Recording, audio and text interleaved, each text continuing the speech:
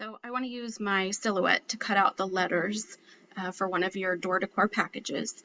So what I did was opened the document, and then I opened my snipping tool, hit New, select the area that I want to copy, that I want to put into the Silhouette.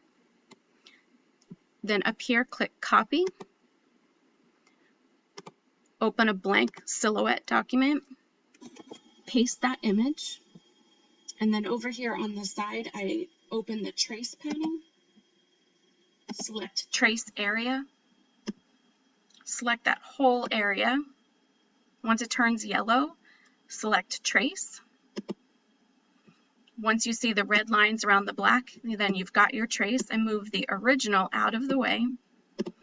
If you enlarge this, you can see that there are two sets of lines here, and if I wanted to cut out that really thin outline, I could use that, but I want to make just one big letter. So when I right click, I'm going to click Release Compound Path, and it made two boxes.